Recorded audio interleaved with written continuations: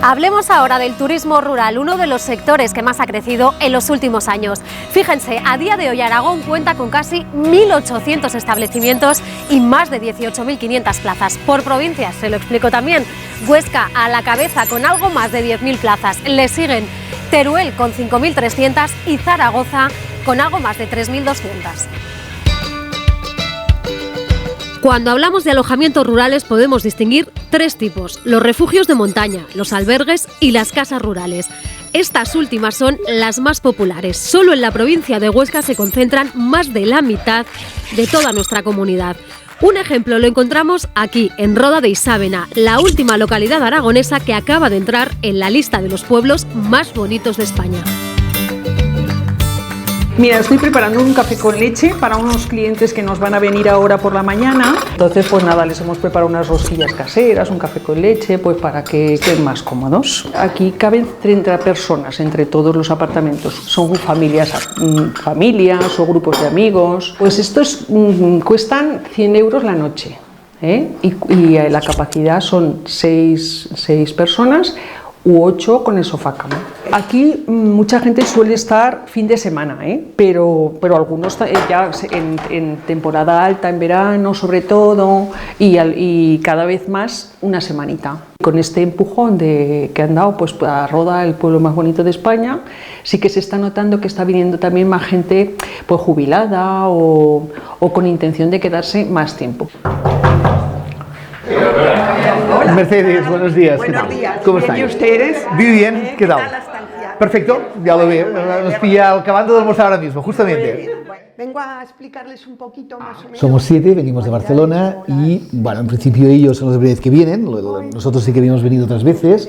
Es un pueblo pequeñito, muy pequeñito, pero que precisamente es la gran seducción de Roda. Vienen de España, vienen de Japón, vienen de Holanda.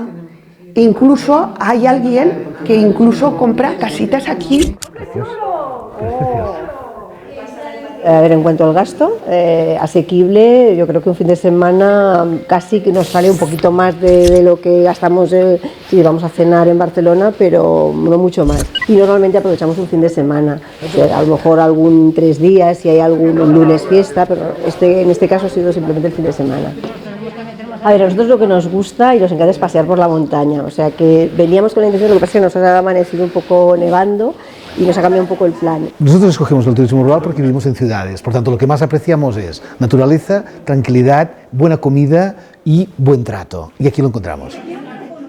Roda recibe al año una cifra que rondará los 30.000 visitantes de las provincias limítrofes, como pueden ser Lérida, Zaragoza, sobre todo mucho francés, y ahora cada día tenemos más belgas, alemanes y holandeses. El crecimiento que se va notando es importante. El empleo prácticamente al 100%, esto depende del turismo. Y en cuanto a la economía, pues yo creo que rondará el 80% de todo lo que se factura aquí en Roda. Pues nos queda ya la joya de Roda, que es la catedral, y vamos a hacer la visita. A ver, al año por aquí por la catedral pueden pasar como unas 20.000 personas y luego, por ejemplo, claro, hay meses, en enero, por ejemplo, pueden pasar 600 y luego en julio y agosto y septiembre pues pueden pasar 3.000 al mes, bien.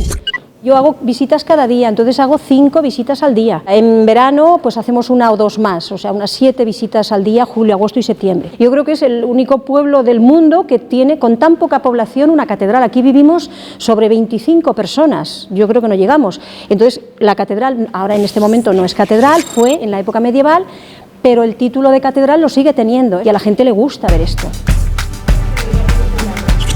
Ayer concretamente salimos a las 3 y a las 6 de la tarde habíamos llegado, o sea que perfecto, y muy buena comunicación, autopista, la mayor parte del camino, súper bien. No, la gastronomía nos encanta, el tema gastronómico, ya estamos en una edad que valoramos mucho la buena comida y ha merecido la pena. Pensábamos que con el día lluvioso, con la nieve, no íbamos a aprovechar, pero ha sido fabuloso.